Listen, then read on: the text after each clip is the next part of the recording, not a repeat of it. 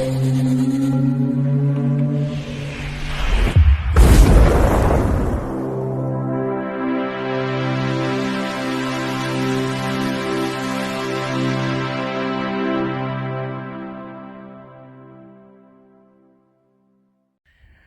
Bayek, it's me, and in today's video, we're looking at this. This is Forsaken from 2015.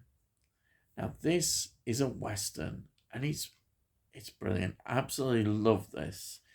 And it's special, I think, because we have got real life father and son actors, and they are two brilliant actors who star in this film. Let's get into it, eh? Now, this is 90 minutes long. Now, Rotten Tomatoes are terrible. They give it 40%. I don't understand it. I've read some of the things, and really, the critics are not very good at all. I don't think so. I mean, the way they treat this, they don't understand at all. I don't think. I just really don't. You kind of give up. But I always have to mention them because it just shows you how out of touch they are from the reality of this. They're really very unkind about this film. And there's the usual thing. It's a bit slow. Slow? Oh, crikey. I give up. Anyhow, now this is written by Brad Merriman, and it's directed by John Cassara. Now, John Cassara is really a TV producer and director. He did make one film that stood out that was a cinema film was When the Bow Breaks from 2016. But the significance here is that he was, he's still doing so many great TV series, but he worked on 24. And it was while he was working with Kiefer Sutherland that they brought up that they should do a Western. And this became from that. Yes, they did do a Western. And this is brilliant. Yeah, they got all the money together to do it. So I think we're in terms of the budget was $11 million. That's what they had. Now I've looked for what the box office returns were. I can't find any information on that. Now, whether it didn't do very well at the box office, I don't know. Or there were certain problems and disputes about money which dragged on for a few years. In fact, it delayed the release of the film.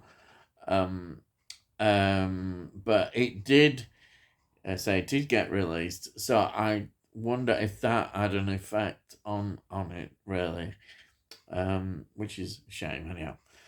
Now, the locations were at CL Orange, Springbank, Alberta, Canada. Yes, you guessed it.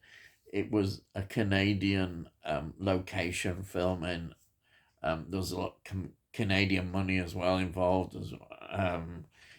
So it's got that Canadian. Well, it's easier to film a lot in Canada for lots of reasons. They film rather than in Hollywood, and it looks great. Absolutely. So one thing you can say about this film is it looks fantastic. It really does. Brilliant. So let's get into the cast. Well, I've mentioned him already slightly, but we'll start off with Kiefer Sutherland, who plays John Henry Clayton. I really love Kiefer Sutherland, the roles that he played, the amount of role. He's fantastic. What a fantastic actor. And Films that he's been in, just highlights. There's loads I could mention, but Stand By Me is an obvious one that stands out, 1986. Then The Lost Boys, 1987. Young Guns, 1988. Young Guns 2, 1990. Both westerns, incidentally. And of course, Flatliners. I love Flatliners, one of my favourite films. That's 1990. Dark City. I think people forget he was in that. 1998. And Phone Booth. He was the voice. Remember 2002? It's a really good voice. He's the voice that we hear all the way through, and I think we do get a glimpse of him actually as well, at the end of the film. And he was also in a film, Kiefer Sutherland, that I really love as well. Not everybody appreciates it though. Is Mirrors. Mirrors 2008. It's a horror film. It's superb. I absolutely think it's great. So, what makes this film even more special is the next actor. Yes, Donald Sutherland, his dad. Yes, he plays the Reverend Samuel Clayton. And this is what makes this film special, isn't it? It's not happened. I think they were looking for an opportunity. They never worked together. I mean, Donald Sutherland's got such a long career, and this was an opportunity they got, and it worked so well. But let's look. Donald Sutherland, what an amazing career. He's still got, he's still working. Um, we can start off with The Dirty Dozen, 1967. MASH, 1970. Kelly's Heroes, 1970. Very popular films, all those. Clute. Now, Clute. What a film that is. That's from 1970. Jane Fonda. Him and Jane Fonda in that film are absolutely fantastic. Then Kelly's Heroes, 1970. And, well, Don't Look Now, 1973. What can I say? Don't Look Now is one of my all-time favourite films. It's just fantastic. Julie Christie in it. There's something extremely special. It's a great British horror film. Nicholas Roeg. What more can I say? Now, he was also in a very interesting film called 1900 from 1976, which was an epic film. It's got people like Robert De Niro in it. It was an Italian production with a lot of American actors involved in it. And it had to be made. It was so long they had to do it in two parts. It's one of those films that does pop up now and again. It's something pretty special. It really is. Then he was in The Eagle Has Landed, 1976, which is absolutely amazing. Another film, Michael Caine is in that one. Then, of course, Invasion of the Body Snatchers remake, 1978, is in that. Also, a very interesting film is in Outbreak, 1991. I could go on. There's loads, all these Hunger Game films, but I won't. That's it. Those are just amazing films that he's involved with. What an actor. Then we've got Brian Cox. Yeah, I love Brian Cox. James McCurdy plays in this. He's very good at playing these sort of villain parts, really is. Films that Brian Cox were in: Nicholas and Alexandra, 1971, and Manhunter. Manhunter, Michael Mann film from 1986. It is brilliant.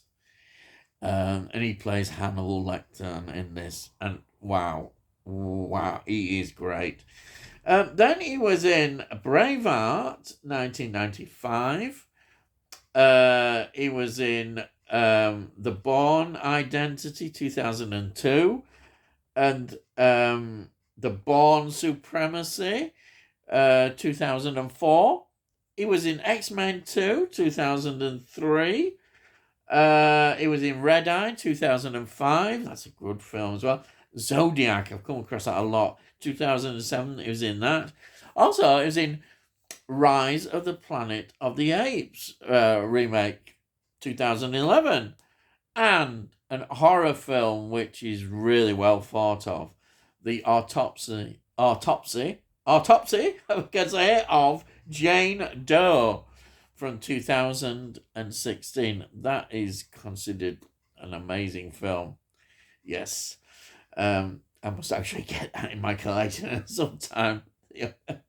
uh, then we've got Michael Wincott, who plays Gentleman Dave Turner. Now, Robin Hood, Prince of Thieves, 1991. The Crow, which is around a lot more at the moment with the reissue from 1994. He's in The Crow. Strange Days, 1995. What a film that is. Alien Resurrection, 1997. The Hitchcock biography, which is very good. Anthony Hopkins stars and Helen Mirren, 2012. And Nope. Yes, he's in Nope, 2022. So that's Michael Wincott. Then we've got Demi Moore. Demi Moore, great actress. What a career she's got. Absolutely wonderful. She plays Mary Alice Watson. St. Elmo's Fire, which was considered one of those Brat Pack pictures from 1985. Ghost, of course, Ghost. Wow, Ghost. A Few Good Men, yes, brilliant. Jack Nicholson, you remember. Tom Cruise, 1992. Indecent Proposal, she was in that one, and that is a fantastic film. And Striptease, controversial film that's 1996. G.I. Jane, 1997. And in recent years, she was in The Unbelievable Weight of Massive Talent 2022, Nicolas Cage. Yes. So, what is this Western about? Well, it's a very traditional Western.